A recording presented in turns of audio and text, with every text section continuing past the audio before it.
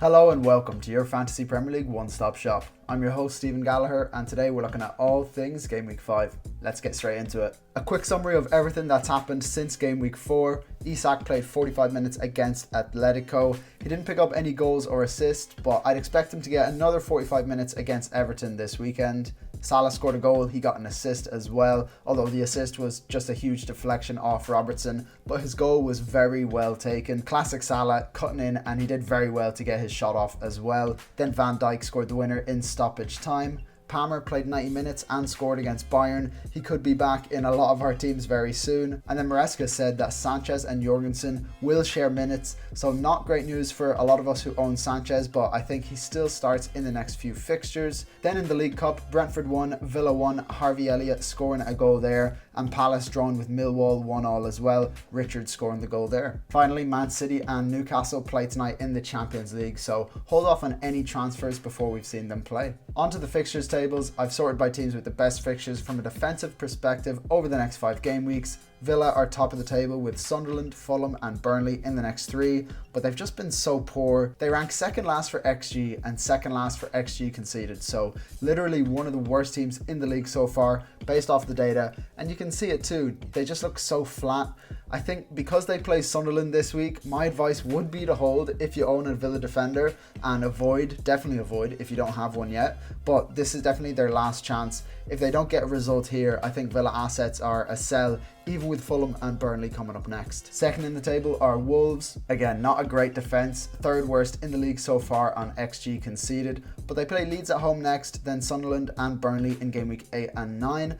I think it's another case of if you already own the likes of Agbadou, more than okay to hold him this game week, but after that I think you can sell. Even if they do get a clean sheet this game week, there are just better options in better defences at the same price elsewhere. Spurs third in the table here. They've only conceded 1 goal so far and have Brighton, Wolves, Leeds, Villa and Everton in the next 5. Really nice fixture run for them there. Van de Ven is a great option at his price. I don't think Romero is necessarily worth the extra 0.5 million over him.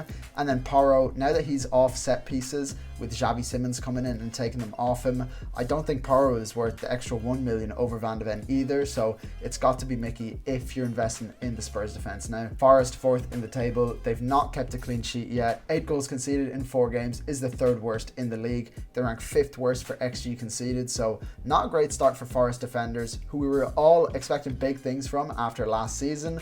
But with Burnley and Sunderland in the next 2, no one in the league has better fixtures over the next 2 game weeks than that. So I think selling now would kind of go against the reason that we all bought them in the first place, which was for these fixtures here. So for me, they're a hold if you already own and an avoid if you don't already. Man City 5th in the table, and they've been bang average defensively, quite literally. 10th for goals conceded with 4 in 4 games, 10th for XG conceded with 5.1 in 4 games. So right in the middle of the rankings for defensive stats so far.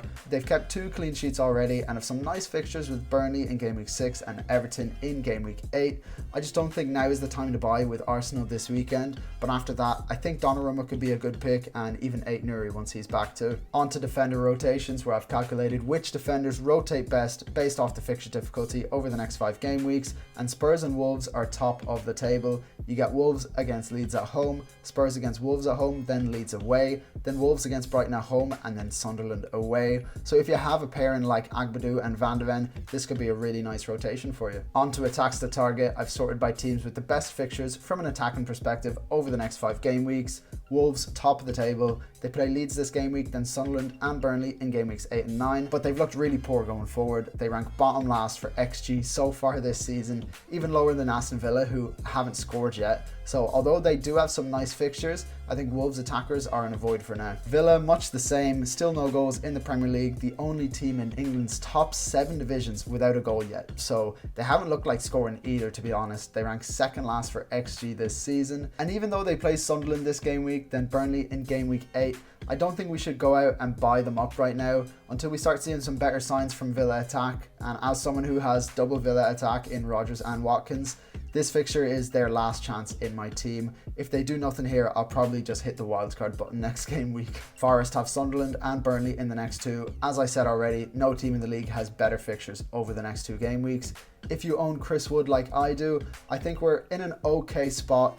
I know there's lots of concern over Ange coming in and Wood not being Ange's kind of striker, which is definitely true. And we've also seen Wood get subbed off in the 59th minute last game week, and Igor Jesus scoring 2 goals in the League Cup yesterday. So Chris Wood does have some competition there. I just think he's a hold for these next 2 fixtures at least. Leeds 4th in the table here. Of all the promoted teams, they've got the highest XG but the lowest amount of goals scored. Only 1 goal scored so far, and I don't see myself suggesting Leeds attackers anytime soon when there's so many other cheap options in midfield that we should be considering instead. Bournemouth 5th in the table here. They've got Newcastle, Leeds, Fulham, Palace and Forest in the next 5. A pretty good fixture run, especially that Leeds fixture in game week 6. And they're not playing in Europe this season, which is huge. I think Semenyo is an absolute must buy before that Leeds fixture. He's just been so good this season and his price continues to rise, and even at 7.5 million, I think he's great value, and we'll be saying the same when he's 8 million, 8.5 million. He's just going to keep going up if he continues like this. And if you have a route to Semenyo with your transfers, I would try to get him in now. If you don't, if you can try to save up a transfer and get him in, I'd recommend doing that. On to attacker rotations, where I've calculated which teams rotate best based off their attack and fixture difficulty over the next 5 game weeks. Villa and Wolves top of the table, but as I said, they're not really an attack I'm particularly interested in investing in. The one I like is Bournemouth and Villa. You could go for a Tavernier and Harvey Elliott and you get Villa against Sunderland away, Bournemouth against Leeds away, Villa against Burnley at home, and then Bournemouth against Palace away, then Forest at home. On to the stats review, where we analyse the best performing players statistically. Players in red are the most expensive, green are the cheapest, and the size of their data point is relative to their minutes played. Starting with goalkeepers, we're comparing their fixture difficulty from a defensive perspective against their expected goals conceded this season. The Villa and Wolves keepers at the top with how good their fixtures are. Below them it's Vicario and Sales with some nice upcoming fixtures. Then the City keepers with Trafford and Donnarumma. I think if I was buying a goalkeeper this game week, I'd be looking at Raya, because Arsenal have just been so good defensively. 3 clean sheets, only 1 goal conceded, 0 big chances conceded.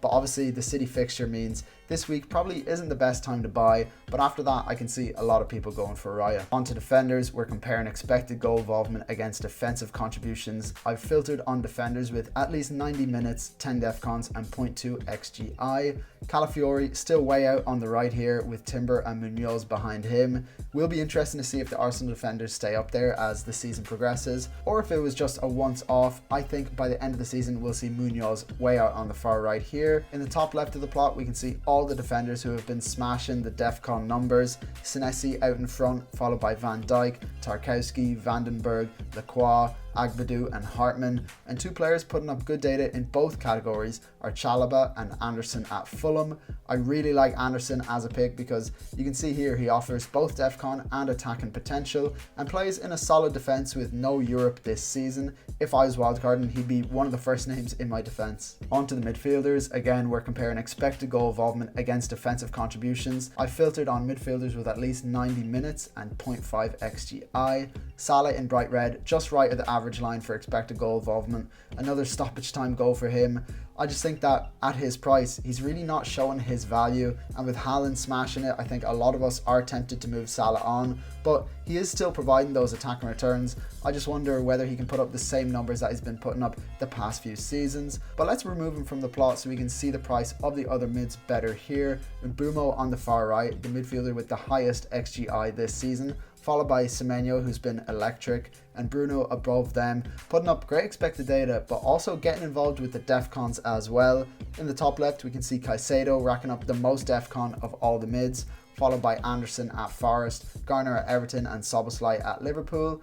A few other players I think are worth noting here are those with a nice blend of both stats. Ndiaye peeking out above the rest and Paqueta near him too. Both players offer good attacking and defcon potential, which means not only is their floor for points quite high because of defcon, but their ceiling for points is also quite high too when you add in their attack and output potential. So I really like these kinds of players, and I could see myself going for one if not both of them him on my wildcard next game week. On to forwards, we're looking at expected goal involvement against the fixture difficulty rating from an attacking perspective, and Haaland just continues to pull away from the pack week by week. Way out on the far right here, he continues to pull up an insane amount of XG, and I think Salah out and Haaland in will be a popular move next week. But let's remove Haaland from the plot to get a better look at the other forwards. Starting from the top, Watkins has the best fixtures, followed by Wood. I own both of them and I'm not really happy with either, but with the fixtures, I think I just have to hold strong and see how they get on this weekend, because as you can see, the expected data isn't actually that bad for them. Then below them, it's the Leeds forwards, then Evan Nielsen and Richarlison in the middle here. I really like Evan Nielsen as a pick moving forward and can see myself going for him on wildcard next week if I do press the button. Out in the far right, we can also see Gyökeres putting up great expected data, followed by Mateta.